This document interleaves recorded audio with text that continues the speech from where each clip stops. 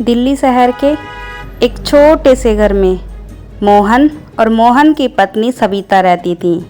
वह दोनों एक दूसरे से बहुत ज़्यादा प्यार करते थे।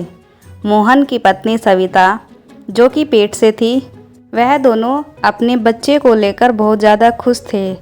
तभी एक दिन सविता कुछ बीमार पड़ जाती है तो वह अपने पति से कहती है, सुनिए जी, मुझे ज़्यादा प्रॉब्लम हो रही है, कई दिक्कतों का सामना करना पड़ता है। क्या आप मेरी मदद करोगे?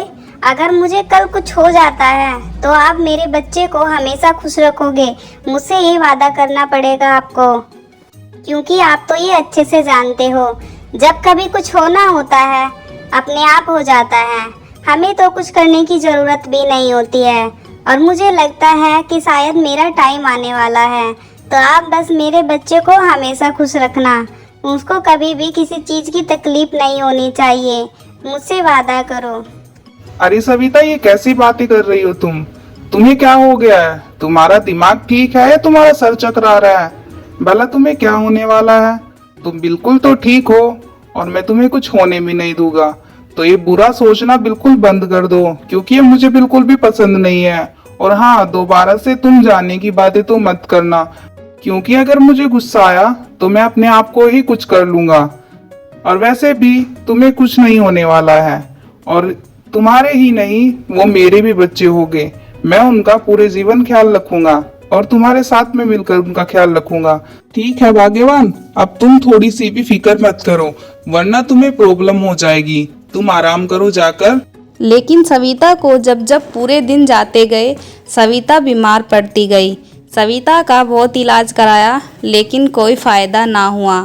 तभी एक बच्ची को जन्म देने के बाद सविता तुरंत ही मर जाती है। पवन यह देखकर बहुत दुखी होता है और रोने लग जाता है और कहता है, हे भगवान, तूने मुझसे कौन से जन्म का बदला ले लिया है? भला क्या गलती थी मेरी?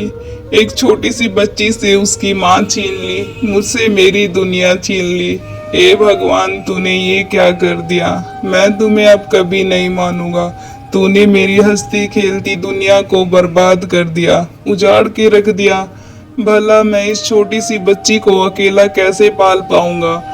फिर पवन अपनी पत्नी का अंतिम संस्कार करके घर पर आकर खूब रोता है और उसकी बेटी अपनी माँ के दूध के लिए तरसती रहती है और तड़पती रहती है।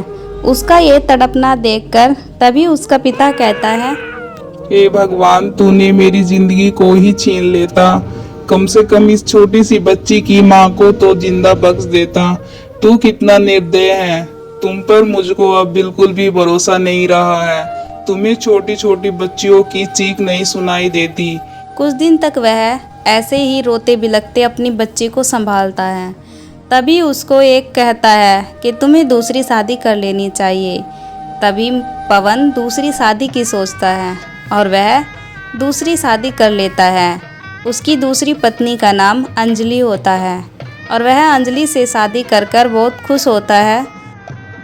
अरे अंजलि, सुनो तुम, ये देखो मेरी बेटी है, मेरी पहली पत्नी की ये आखिरी निशानी है। मैं तुमको आखिरी बार और पहली बार कहूँगा, इसको कोई भी तकलीफ नहीं होनी चाहिए। ये मेरे जिगर का टुकड़ा है, मेरी पत्नी की आखिरी निशानी। तुम इसे अपने बड़े लाड प्यार से पालना।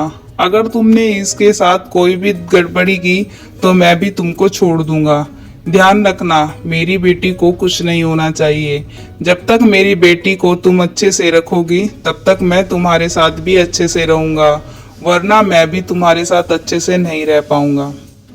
ओफो, ये कैसी बात कर रहे हो तुम?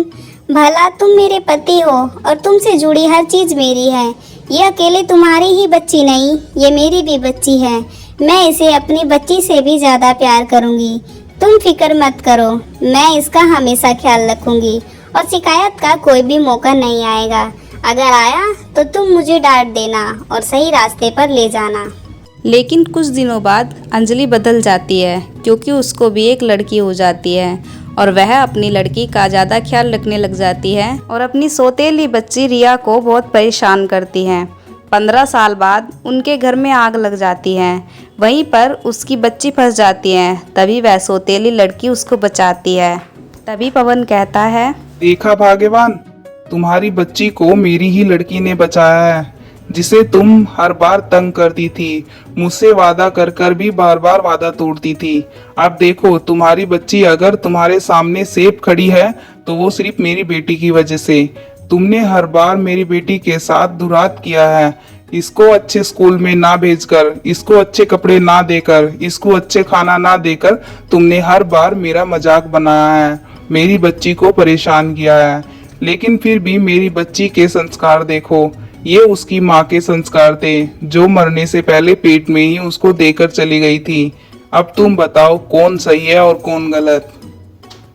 जी हाँ, मैं अपनी गलती पर बहुत शर्मिंदा हूँ, मुझे माफ़ कर देना। मैंने बहुत गलत किया है, मैंने इसको कभी भी अपनी बच्ची नहीं मानी। तुमसे वादा तो कर लिया लेकिन उस वादे को कभी नहीं निभाया। मैं अपनी अकेली बच्ची के लाड़ प्यार में इतनी अंधी हो गई थी कि मैं इस बच्ची के दुख को देख ही नहीं पाई। बिन माँ की बच्ची को अनाथ कर दिया, सौतेली माँ बनकर रह गई। लेकिन मैं अब से तुम्हें सच में वादा करती हूँ कि मैं इस बच्चे को हमेशा खुश रखूँगी और चाहे जो भी परिस्थिति हो मैं हमेशा इस बच्ची का साथ दूंगी। बस इस बार मुझे माफ़ कर देना। अरे अरे नहीं माँ, कैसी बातें कर रही हो? तुमने कुछ भी गलत नहीं किया है, गलती तो मेरी थी। मैंने ही शायद आपके साथ बुरा बर्ताव किया होगा। मैं आपसे शर्मिंदा नहीं हूँ, ना ही आपसे गुस्सा हूँ, बल्कि मुझे खुशी इस बात की है कि मेरी बहन अब ठीक है और मुझे मेरा परिवार भी मिल गया। अब सब कुछ ठीक हो जाएगा और सब कुछ खुशी खुशी बिताने लगेंगे। क्या हम शुरू से अपने जीवन को अच्छे से जी सकते हैं और एक अच्छी लाइफ जीकर हम अपने परिवार को, अपनी गलतियों को दोबारा से सुधार सकते हैं। और फिर वह सभी एक अच्छी फैमिली की तरह रहने लग जाते हैं। सभी खुशी खुशी, किसी पर कोई शक, कोई दबाव ना डालकर अच्छे से रहने लग जाते हैं। तो दोस्तों, अगर आपको ये कहानी अच्छी लगी है तो वीडियो को लाइक करके और चैनल को सब्सक्राइब कर देना।